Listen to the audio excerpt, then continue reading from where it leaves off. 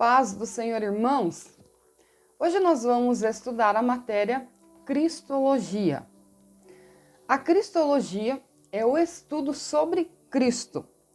O estudo da pessoa de Jesus Cristo se reveste de grande importância por causa da relação que ele mantém com o cristianismo. Uma relação que nenhum dos outros fundadores das religiões tem para com as suas religiões. A palavra de Deus é a base do cristianismo. Essa palavra é Jesus Cristo, do Gênesis ao Apocalipse. As Escrituras apresentam Jesus. É interessante lembrar que Cristo é o centro da Bíblia. Mas você não vai encontrar Cristo revelado no Antigo Testamento. Você vai encontrar profecias, tipologias, tudo preparando a humanidade para a chegada do Messias. E então, no Novo Testamento, nós temos a revelação de Cristo.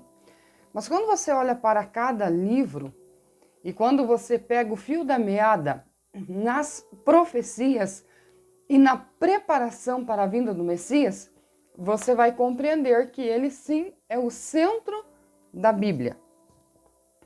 Na estrada de Emaús, Jesus Cristo começou com Moisés e discorreu sobre todos os profetas, esclarecendo aos discípulos o que dele se achava dito em todas as Escrituras.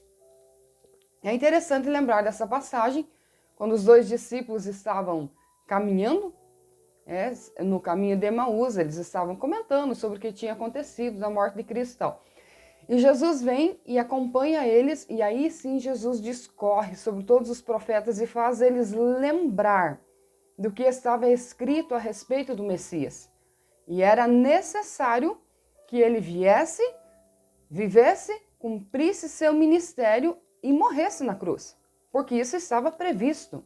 Então Jesus só está fazendo os discípulos lembrar.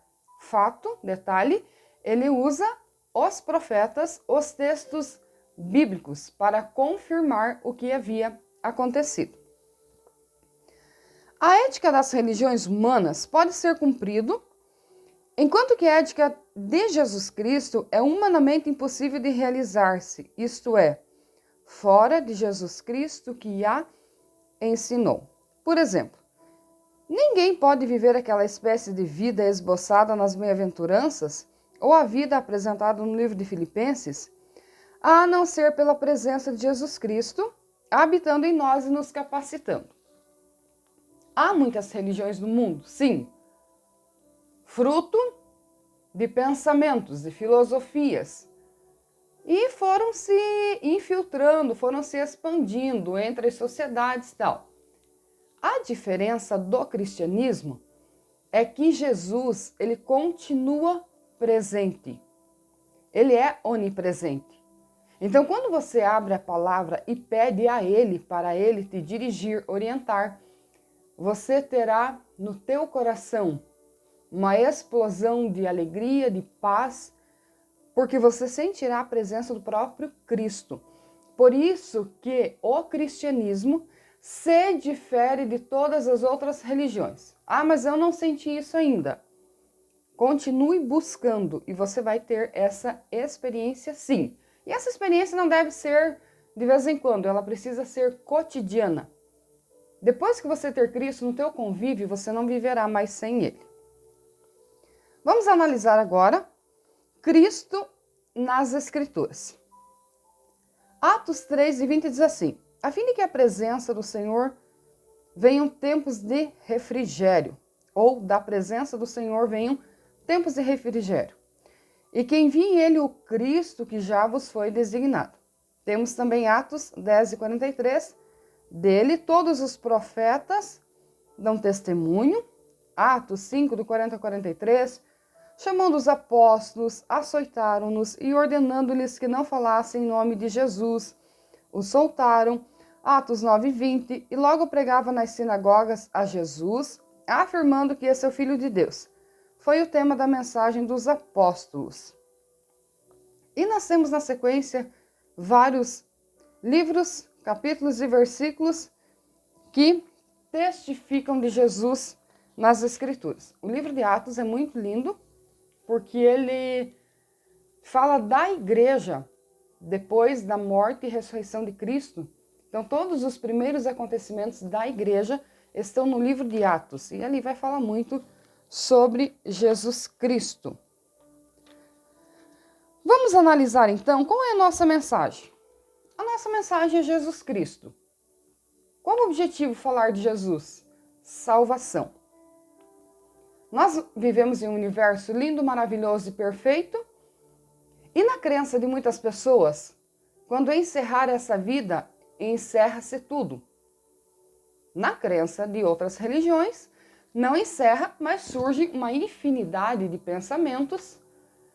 E dentro do cristianismo, nós aprendemos o seguinte: essa vida é terrena, essa vida é temporária, sim, e a partir da morte física, inicia então a vida espiritual após a morte, ou morte espiritual. Qual é essa diferença? Vida espiritual para aqueles que estiverem com Cristo, morte espiritual para aqueles que herdarem a perdição eterna. O plano eterno da salvação. Quando Deus criou o homem, era seu propósito desfrutar com ele de uma comunhão íntima e pessoal. Você percebe isso quando a Bíblia relata que Deus vinha e conversava com o ser humano na viração do dia. Nós temos uma questão de tempo aqui e Deus conversava, ou seja, Deus mantinha um relacionamento com o ser humano. Esse era o objetivo. O ser humano vivia em estado de inocência, de pureza, de paz plena e desfrutava de um relacionamento e comunhão com Deus. Esse é o objetivo principal de Deus ao criar a humanidade. A relação de Deus com o homem passa agora por dois crivos: seu amor e sua justiça. De acordo com a santidade e justiça, Deus deve punir o homem por sua transgressão. Devido ao seu amor, Deus quer salvá-lo. Então a justiça de Deus fez o quê? Expulsou o ser humano do Éden. Mas o seu amor fez com que ele projetasse a salvação da humanidade. Ou seja, Deus não apenas mandou o ser humano se virar na terra, mas Deus tem um plano estabelecido e esse plano vai se concretizar através das gerações até que se chegue a Cristo.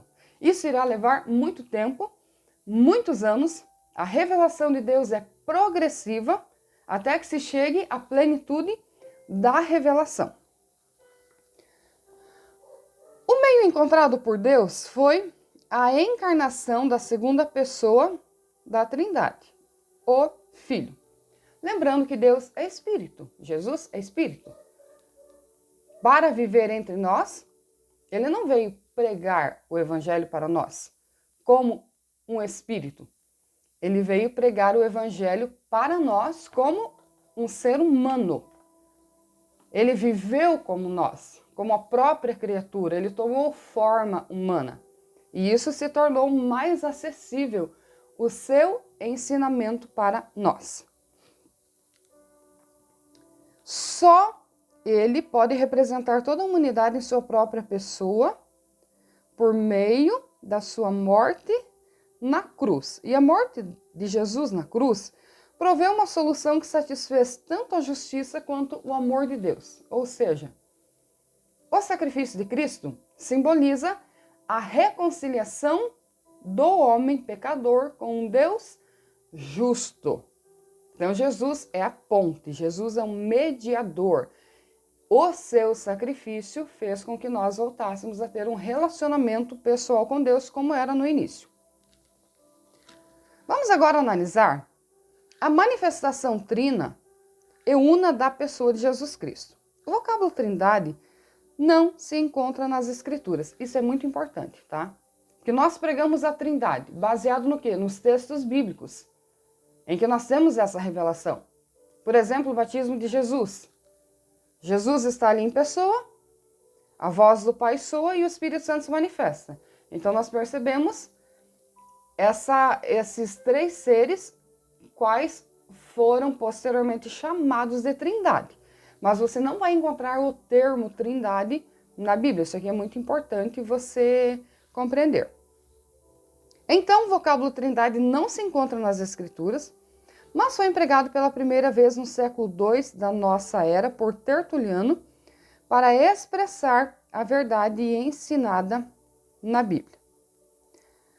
Nota-se que as três manifestações da pessoa de Deus são encontradas nos dois testamentos. Onde quer que Deus apareça aos homens em forma corpórea, trata-se da segunda pessoa da Trindade. Há uma exceção. As três pessoas estiveram presentes no batismo de Jesus. O Pai reconhecia o Filho. Olha só o que diz. E eis que uma voz dos céus que dizia: Esse é o meu Filho amado, em quem me comprazo. Mateus 3, do 13 ao 17. Será que o Pai estava falando para si a respeito de si mesmo? As Escrituras informam com uma clareza inconfundível a distinção entre o Pai e o Filho. Em todos os ensinamentos de Jesus, você vai perceber que Jesus se refere ao Pai. Jesus diz o seguinte: que quem conhecer a Ele, conhece o Pai. Quem vir a Ele, vem ao Pai. Não seria vai ao Pai? Por que ele diz vem? Porque Jesus é a conexão. Jesus é a porta. Jesus é o mediador. Jesus é ponte. Então, é através dele, mas ele faz questão de revelar o Pai. Interessante também que Jesus foi visto como humano. O Pai jamais foi ou será visto como humano. Então é importante compreender isso aqui também. Deus é também uno, e aí nós temos várias referências bíblicas: Deuteronômio 6:4, Isaías 40:48, Marcos 12:29 e assim por diante. Compete destacar que a unidade de Deus é uma união, não uma unidade absoluta. A palavra equivalente a Deus no Antigo Testamento, Elohim ou Elohim, é uma formação no plural. É importante também entender que a revelação de Deus, ela é progressiva. Quando você pega a história, você vê Deus falando com Abraão. Aí Deus mandou Abraão sair da sua terra, da sua parentela. Ele se torna um peregrinador junto com seus servos, empregados, seu gado, seus rebanhos. E aqui ele vai obedecendo ao Senhor e se torna, então, o portador da promessa de Deus, que nele seriam benditas todas as nações da terra, todas as gerações seriam benditas. Por quê? Porque foi através dele que iniciou o projeto terreno. Na esfera espiritual, o projeto já estava estabelecido. Você vê lá no Éden. Agora, na terra, o projeto começa a ser desenvolvido através de Abraão. Vamos só fazer um resumo bem rápido para você pegar o fio da meada.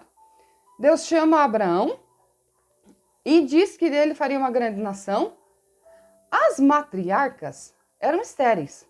Sara era estéril, depois Rebeca era estéril, depois Raquel era estéril e Deus prometeu que faria uma grande nação.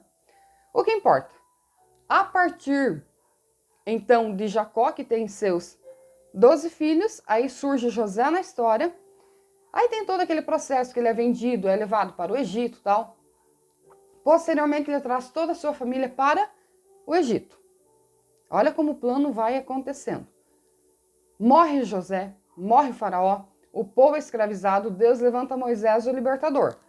Tira o povo do Egito e tudo isso parece só uma história. É o plano de Deus em ação.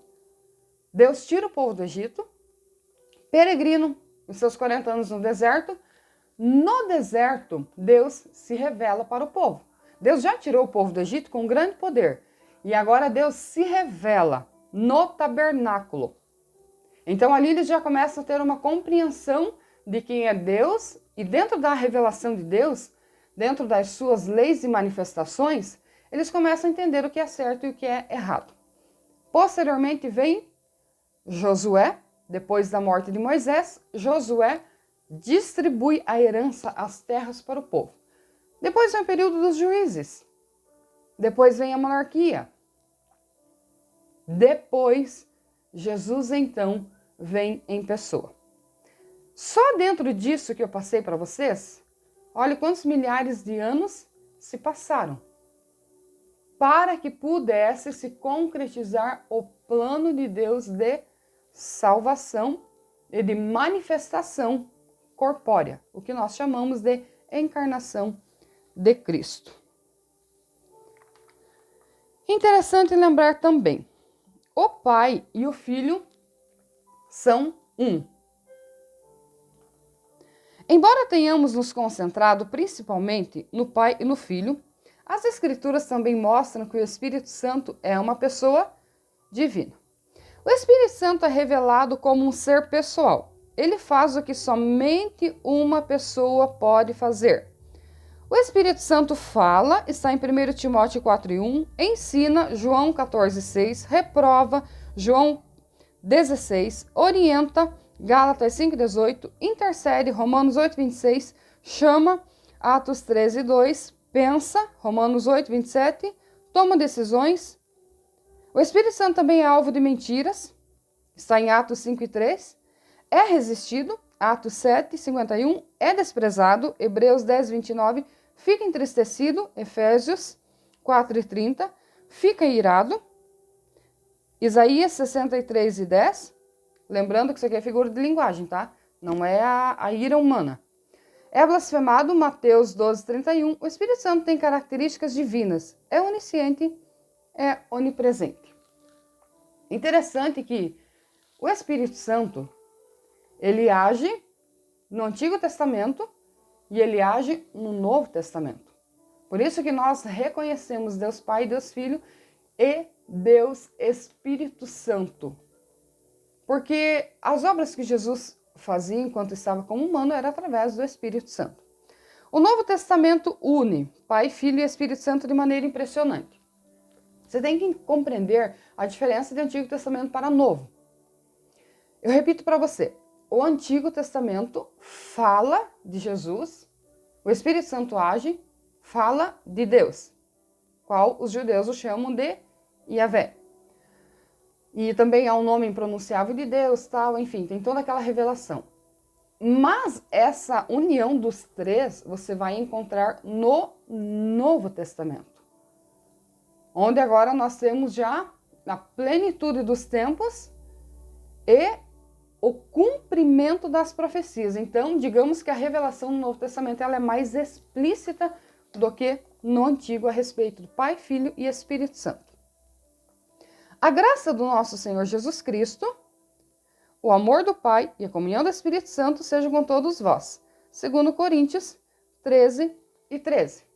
Então perceba que a manifestação da presença de Deus, e nós usamos isso quando encerramos as nossas reuniões, usamos essa frase, você percebe a revelação da Trindade.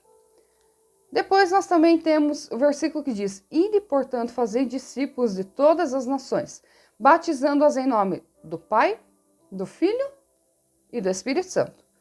Isso é em Mateus 28:19. Faz parte do nosso credo religioso crer em Deus Pai, Deus Filho e Deus Espírito Santo. Dentro do cristianismo, ou dentro do meio evangélico, todos os segmentos creem assim? Não. Temos algumas igrejas, alguns segmentos que creem apenas em Deus, outros não creem na divindade de Cristo, assim por diante. Nós, dentro do nosso segmento, cremos na Trindade. O que podemos concluir é: Deus é o nome dado à natureza divina, a três seres que compartilham dessa mesma natureza: o Pai, o Filho e o Espírito Santo. Vamos agora à retratação do Cristo feito pelos profetas. Isaías o apresenta como o servo sofredor.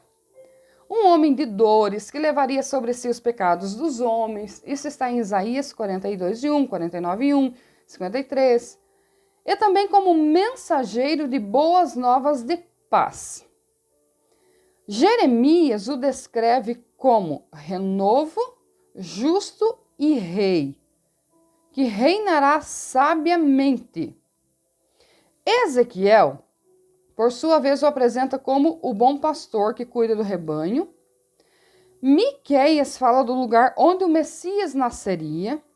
Daniel profetiza a respeito do tempo da sua manifestação a Israel, Daniel 9:24. Zacarias o chama de renovo, a pedra, rei justo, salvador, humilde. E descreve o preço que seria dado por sua vida. Perceba que dentro da revelação e da inspiração, os profetas falam a respeito de Jesus. Claro que aqui nós também compreendemos que cada um teve uma parte da vida de Jesus, vamos dizer assim. Por exemplo, quando Isaías fala que Jesus seria um servo sofredor, está falando da sua vida terrena, do seu martírio. Enquanto Ezequiel o apresenta como o bom pastor, aqui ele já está falando do cuidado e do relacionamento que ele teria com as pessoas. Perceba que o Novo Testamento, ele é o cumprimento já das promessas, ele é diferente. As profecias, elas vêm do âmbito do judaísmo. O cumprimento da profecia une os povos, une os judeus e os não judeus para ser herdeiros ou co-herdeiros da promessa. Isso aqui é muito lindo, porque a salvação veio dos judeus, mas ela não veio somente para os judeus. Só que você precisa compreender a diferença de judaísmo para cristianismo. Embora Jesus tenha sido judeu, veio da linhagem, Deus preparou a humanidade para receber Cristo através do povo judeu, mas os judeus não receberam Jesus como Messias, e nós o recebemos. Então, se você conversar com um judeu e ele contestar, não estranha, é totalmente natural, a menos que seja um judeu convertido. Aí ele vai compreender e aceitar, sim, que Jesus já veio. Caso contrário, quando você olha para o povo judeu, eles ainda estão no Muro das Lamentações, almejando e desejando a vinda do Messias, enquanto nós, os cristãos, já o recebemos e desfrutamos dessa paz interior, dessa alegria, e estamos cumprindo o ID na pregação do Evangelho, para que todos os povos possam sim conhecer Jesus. Mas os profetas o apresentam de várias maneiras. Interessante que Zacarias o apresenta como rei justo. Vamos fazer um paralelo aqui entre Isaías, que o apresenta como servo sofredor, e Zacarias, que o apresenta como rei justo. Vamos analisar as fases. Ora, uma hora é servo, uma hora é rei. Fases, tá? Jesus nasceu de um ventre humano. Ele é espírito, ele se fez humano. Isso aqui é humilhação. Ele deixou o posto dele na eternidade, na glória. Claro que foi temporário, mas o fato dele viver como humano dentro das limitações humanas, sendo ele um ser ilimitado, sendo ele Deus e Senhor, isso é humilhação. Seu ministério terreno, sua morte na cruz, todo aquele processo, Isaías o apresenta como servo sofredor. Zacarias o apresenta como rei justo. Vai chegar o tempo, e isso está revelado no Apocalipse, em que Jesus será manifestado a nós como rei. Então aqui tem uma diferença muito grande. Agora que Jesus já concretizou o seu ministério terreno, já está na glória, ele virá com o governo, com o cetro nas suas mãos. Aqui é um outro tempo. Então você tem que dividir a história de Jesus entre as profecias, entre a encarnação, a manifestação, cumprimento do seu ministério, glorificação ao Pai e então a sua manifestação no fim dos tempos. Tem que dividir bem essas partes para que você não se confunda. Vamos à frente. Apesar do grande número de passagens indicadoras, os líderes judeus fizeram uma imagem errada do Messias e não o receberam, e nem o conheceram. detiveram-se apenas nas descrições que lhes eram agradáveis, acrescentando-as como lhes convinha, elaborando a imagem de um rei secular político, despido de qualquer natureza espiritual e divina.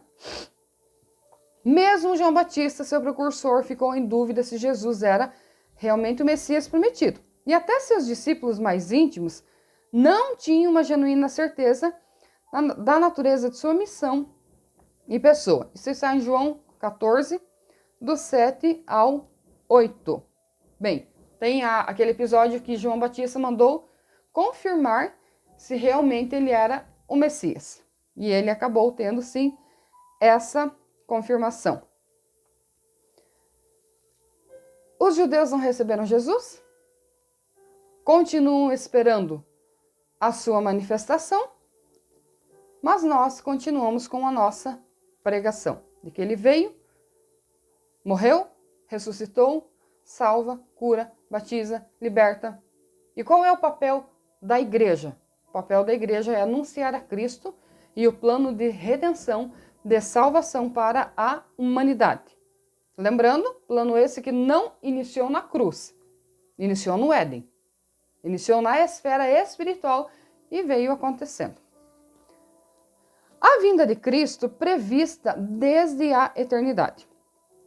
Antes da criação do homem, já havia um plano eterno para resgatá-lo das sequelas malignas e tenebrosas de sua decisão rebelde.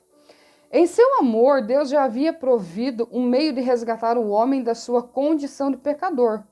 Alguém deveria assumir a culpa e abater completamente o débito devido a Deus. Como não havia nenhum homem com tal condição, o próprio Deus, na pessoa de seu Filho, vem e reconcilia o mundo consigo mesmo. Isso está em 2 Coríntios 5:18. Eu não acho que um humano normal teria condições, mesmo que se fizesse o sacrifício, não teria condições de resgatar a humanidade, de salvar a humanidade, de fazer com que a humanidade se reconciliasse com Deus. A pressão espiritual, o pecado que Jesus levou sobre si, não seu, os nossos, a maldição, tudo que Jesus suportou, humanamente falando, ninguém poderia suportar. Então foi necessário que o próprio Cristo, sendo Deus, cumprisse essa parte para que houvesse, sim, perdão e resgate. Não foi uma decisão imposta, mas voluntária, pois havia uma maravilhosa unidade nas pessoas de Deus e o Filho havia assumido todas as consequências dessa determinação, inclusive a sua morte na cruz. Sempre foi plano de Deus que o homem estivesse eternamente em comunhão com ele. É tão interessante que quem teve uma conversão genuína entende isso. Quando a gente aceita Jesus como Salvador e começa a cultivar esse relacionamento, é tão impressionante porque no nosso coração passa a existir paz, passa a existir alegria. Tem um convívio diário com o Senhor, ter um convívio diário com Jesus, com o Espírito Santo, é fantástico. Todas as nossas dores, nossos medos, nossas provações, em todas as situações nós temos a presença gloriosa do Senhor através do Espírito Santo. Tá, então como Jesus e agora Espírito Santo? Vamos só compreender. Quando Jesus subiu ao céu, ele disse o seguinte: eu vos enviarei outro Consolador, não vos deixarei órfãos. Então o Espírito Santo, sim, está na terra hoje. Por isso que às vezes a gente fala de Jesus, às vezes fala do Espírito Santo, só não pode se confundir. Plano de Deus, que o ser humano estivesse eternamente em comunhão com Ele. Como estar em comunhão com Deus se eu não o vejo pessoalmente? Mas o Espírito Santo testifica dentro de mim, através da minha conversão a Cristo, que eu tenho comunhão com o Pai. Quando você dobrar os seus joelhos para orar, ou orar na posição que você estiver, lembre-se que a tua conexão com Deus é através do teu espírito. Não foi por acaso que Deus fez o ser humano. É composto por espírito, alma, corpo. O espírito, a parte espiritual, ela te conecta diretamente a Deus, se você já aceitou Jesus como Salvador. A parte da alma te conecta com a humanidade. E o corpo é só o invólucro da alma e do espírito, é a exteriorização do que há dentro. Como prometido e planejado, Jesus veio e vimos a sua glória como o unigênito do Pai. Jesus, nós o chamamos de Filho, o herdeiro do Pai. E eu e você, através da salvação, nós nos tornamos co-herdeiros. O que significa co-herdeiro? Aquele que herda junto. Através de Jesus, da salvação, da santificação que é produzido pelo Espírito Santo. Quando deixarmos essa vida, então estaremos para sempre com o Senhor. Vamos agora à promessa e preparação da encarnação do Filho. O descendente da mulher, Cristo, esmagaria a cabeça da antiga serpente, Satanás. Esse lhe feriria o calcanhar, já apontando para o sofrimento e martírio do Messias. Esta é a primeira menção da vinda do Cristo encarnado. Interessante que lá no Éden, Deus falou sobre isso. Que o descendente ou a semente da mulher lhe pisaria a cabeça. Satanás é retratado como uma serpente. Então a Bíblia usa o termo a antiga serpente. Você também precisa compreender a simbologia bíblica. O termo ferir o calcanhar fala de traição. Isso também estava se referindo ao martírio de Cristo, a maneira com que ele sofreria. Mas Jesus lhe pisaria a cabeça, ou seja, Jesus sai vitorioso. Porque a morte, para nós, ela é o fim, não para Cristo. Então, Jesus, na sua ressurreição, ele nos mostrou que, sendo ele o Filho de Deus, a morte não poderia lhe deter, a morte era necessária, mas a morte não poderia lhe deter no local. Então, ele ressuscitou, se manifestou, se apresentou às pessoas, aos discípulos, tal, e depois, sim, ele assuntou ao céu. Durante todo o Antigo Testamento, a linha condutora que une os diferentes livros e os torna uma admirável unidade é a promessa da vinda do Messias, o ungido. Então você percebe no Velho Testamento que o que as pessoas desejam e esperam é esse Messias. Todas as pessoas esperam o Messias. Que bom que a igreja reconheceu Jesus como um Messias. Uma segunda confirmação dessa promessa encontra-se em Abraão, no qual Deus diz que todas as nações seriam benditas na sua descendência. Já analisamos isso. A promessa do filho foi igualmente confirmada a Moisés, principal figura para o povo judeu e mediador do pacto da lei. Moisés tem um papel fundamental para o povo judeu, já que foi através dele que eles receberam a revelação dos 10 mandamentos. Então ele tem um papel fundamental, é um profeta respeitadíssimo dentro do judaísmo. Na época dos reis de Israel, Davi, também o grande rei de Israel, recebe a promessa de que seu filho seria rei de um reino eterno que nunca teria fim. Isso está em 2 Samuel 7:11, Salmo 72. Devido a essa prefiguração, o Messias passa a ser então chamado pelo povo de filho de Davi. Quando Davi recebeu essa promessa, na verdade não se referia a um filho terreno, mas porque Jesus vem da descendência e da linhagem de Davi. E você encontra em Mateus 1, na genealogia de Jesus, você percebe toda a descendência. Por isso que o Messias passa a ser chamado filho de Davi. Até tem uma pessoa que grita, Jesus, filho de Davi, tem misericórdia de mim. Tá? Não está falando que Jesus é filho, está falando que Jesus é descendente de Davi. Nos registros dos profetas, são muitas as passagens que se referem à vinda do Messias, o filho de Davi, a raiz de Judá, o renovo de Jessé, sobre o qual estaria o Espírito de Deus em toda a sua plenitude.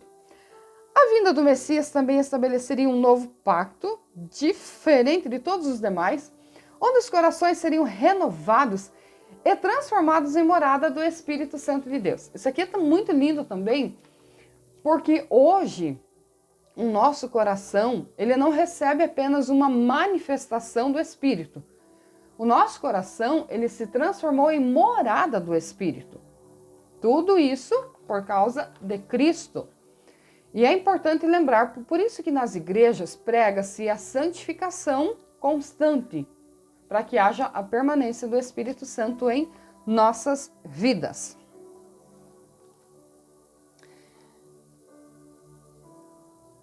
Desde a chamada de Abraão, seus descendentes foram separados do convívio de outras nações, ensinados a não adorarem falsos deuses, a não consentirem contaminar-se pelas práticas pagãs dos povos da terra. Isso é, Deus os santificou para seu uso exclusivo. Com a saída do povo do cativeiro egípcio, o Senhor lhes mandou, por intermédio de Moisés, a lei, que constava de ordenanças, rituais e mandamentos. Isso aqui é muito importante. Lembrando que o povo saiu do Egito, né? Aproximadamente 430 anos, que o povo ficou ali no Egito. Então, automaticamente, eles aprenderam tudo a respeito da cultura e da adoração do povo egípcio. Quando Deus resolveu, a Bíblia diz que Deus ouviu o clamor do povo e decidiu tirar o povo do Egito, que Deus usa Moisés, Arão e tal, Deus os tira com grande poder, com sinais e maravilhas. Quando você olha para as pragas, essas pragas estavam relacionadas às crenças do povo egípcio. Um exemplo, por que Deus deixou o povo lá em escuridão? Eles adoravam o Deus Sol, Deus Ra, e assim por diante. Então, todas as pragas foram dentro das crenças do povo. Aí Deus tirou o povo de lá. Esse tempo de peregrinação no deserto, a Bíblia deixa claro que foi pela desobediência do povo, pelos pecados do povo, pela dureza do coração. Porque olha a revelação de Deus através das pragas. Já era para o povo ter se acordado. Mar Vermelho. Deus agiu com grande poder. Aí, ali vem água, ali vem maná, ali vem codornizes, roupa que crescia no corpo, calçado que crescia no corpo, que não se deteriorava, que não se desfazia. Ali vem nuvem, ali vem sinais, ali vem Deus corrigindo o povo, quando a terra se abre, engole aqueles líderes, aquele povo ali que decidiu se rebelar contra Moisés e tal. O povo viu tudo isso. E então era para mudar a sua mentalidade. Todo esse tempo de deserto foi para que eles aderissem às coisas espirituais, vissem sob um novo ângulo, aceitassem os mandamentos, as ordenanças de Deus, tinha o tabernáculo no meio do arraial, eles tinham a presença de Deus constante. Foi algo muito lindo a manifestação de Deus através de Moisés, e Deus deu então as leis para esse povo. E ali nós temos o decálogo, os 10 mandamentos que serviriam de orientação para esse povo. Só que tem um detalhe. Deus agiu entre eles com poder, com glória, com manifestação, mas Deus exigiu santificação, ou seja, separação do povo dos outros povos. Eles não deveriam ter as mesmas práticas pagãs, espirituais, imoralidade sexual, na adoração. Enquanto os outros povos sacrificavam humanos, eles não deveriam sacrificar. Ah, mas Deus não pediu Isaac. Aquilo ali foi um teste de fidelidade. Você não vai ver Isaac sendo sacrificado. Você não vai ver Deus pedindo sacrifício humano para o povo, de jeito nenhum. O único humano que vai ser sacrificado de verdade é Jesus, quando se torna o Verbo encarnado. Fora isso, Deus não pede sacrifício humano. Então, Deus tem essa manifestação entre o povo judeu, essa revelação, e Deus dá a lei, que até hoje eles usam como orientação. A instauração da lei tinha objetivos fundamentais. Primeiro, ser um meio de conter os pecados do povo da promessa, até que essas tivessem se realizado. Tornar claro aos homens que, por seu próprio esforço, nunca atingiriam o padrão de justiça requerido por Deus, mostrando assim o real peso do pecado na natureza humana. No tabernáculo, Deus instituiu sacerdotes, levitas, sumos sacerdotes, tudo trabalhadores do tabernáculo, que até então não era templo, né? Tabernáculo é o templo móvel. Depois, através de Salomão, que vai ser construído, então, o templo. Mas aqui é o tabernáculo. Deus instituiu todas essas pessoas preparadas e tinha que se fazer um sacrifício para cobrir os pecados. Daí aqui entram os sacrifícios dos animais. Outro ponto importante da lei: ser sombra das realidades espirituais que viriam com a vinda de Cristo, qual nós chamamos de advento do Messias. Ou seja, a lei apontava para a pessoa de Cristo e seu ministério. Isso está em Hebreus 8, 5, 10 e 1, Colossenses 2, 17. Ser um tipo de mordomo, um instrutor, um mensageiro de Deus na terra que conduzisse o povo para Cristo. A lei, aqui ela é comparada como um mordomo. Ela deveria servir a humanidade, preparar a humanidade para a vinda do Messias. Desse modo, a lei só pode ser compreendida se for considerada parte da realização da promessa, porque sem ela não há sentido algum. Os profetas tiveram a incumbência de testemunhar ao povo sobre o verdadeiro espírito da lei, rejeitando o mero legalismo interior, apontando para o pecado do homem, bem como chamando o homem ao arrependimento, anunciando o juízo, prometendo perdão e conserto com a chegada do Messias na plenitude dos tempos. O que é o legalismo? É fazer as coisas apenas por um ritual e por obrigação. Esse não era o objetivo da lei. O objetivo da lei era preparar o povo moralmente e espiritualmente e alertá-los sobre a vinda do Messias.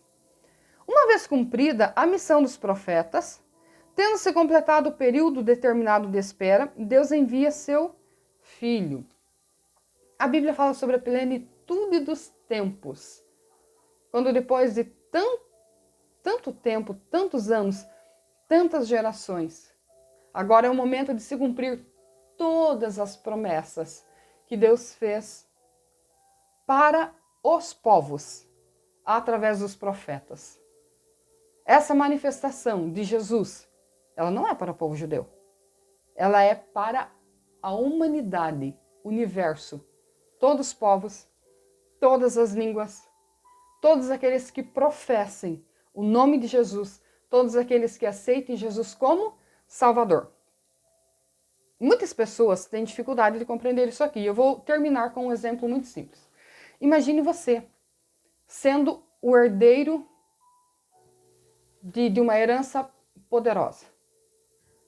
De repente você descobre que essa herança vai ser partilhada com todos quantos queiram receber. Você aceitaria a proposta? Você teria dificuldades, com toda certeza. É mais ou menos isso que aconteceu. A promessa, o chamado específico do povo judeu é algo muito lindo. Mas o ungido, o Messias, não é especificamente para eles, é para a humanidade.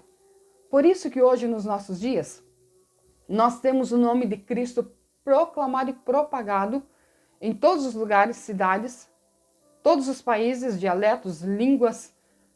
Onde alguém abrir o coração para Jesus, ali ele estará no seu coração fazendo morada. Vamos encerrar essa aula. É muita coisa para a gente discorrer. Vamos encerrar essa aula com o seguinte entendimento.